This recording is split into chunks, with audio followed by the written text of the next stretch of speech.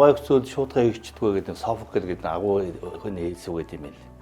Тэгэхээр хүн төрлөخت нь зам хөдөлгөөний дүрм гэдэг имийг бий болгоод одоо 160 гаруй жил болж байна. Монгол улсын хувьд бол анхны зам хөдөлгөөний дүрм батлагдаад яг 100 жилийн хойно 5 сарын 22-нд болох юм. Тэгэхээр энэ зам хөдөлгөөний дүрм батлагдахаас өмнө бас нэг тийм янз бүрийн түүхэн тийм үе шатыг дамжиж ирсэн байдаг. Тэгэхээр энд бол монголчуудын оруулсан хувь нэмэр бол ихээхэн байна гэж дэлхийн нийтээр хөлийн зөвшөөрдөг. Тэгээд Монгол улсад бол тухайн үед бол 50 гаруй жолооч байсан гэж үздэг. Тэгээд энэ үед бол одоо жолооч нар бол одоо дүрм журм байхгүй болохгүй нэ. Дүрм журмаа бий болгооч гэдэг засгийн газарт бол өргөх хүчиг барьсан байдаг.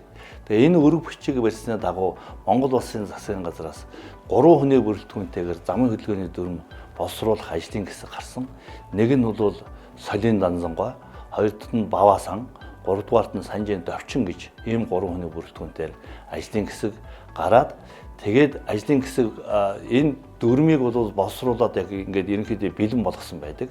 Тэгээд Монгол Ардын намын 3 дугаар бүгд хуралдаад Монгол улсын засгийн газараас энэ 3 хүний бүрэлдэхүүнтэйгээр боловсруулсан энэ зам хөдөлгөөний дүрмэн дээр нэг жоохон багахан өөрчлөлт оруулаад тэгээд 5 сарын 22-ны өдөр засгийн газрын 18 дугаар хурлаар замын хөдөлгөөний дүрмийг ийм баталсан ийм түүхтэй юм байна.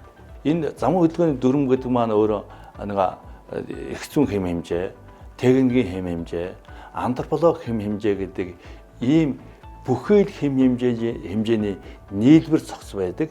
Ийм дүрм учраас бол зайлшгүй шаардлагатай ийм баримтлах ёстой дүрмээ. Тийм учраас бол энэ замын хөдөлгөөний дүрмийг баримталж замын хөдөлгөөнд оролцох нь бол өөрийг болон бусдыг хамгаалах хамгийн анхны алхам юм а гэж үзээд байдаг.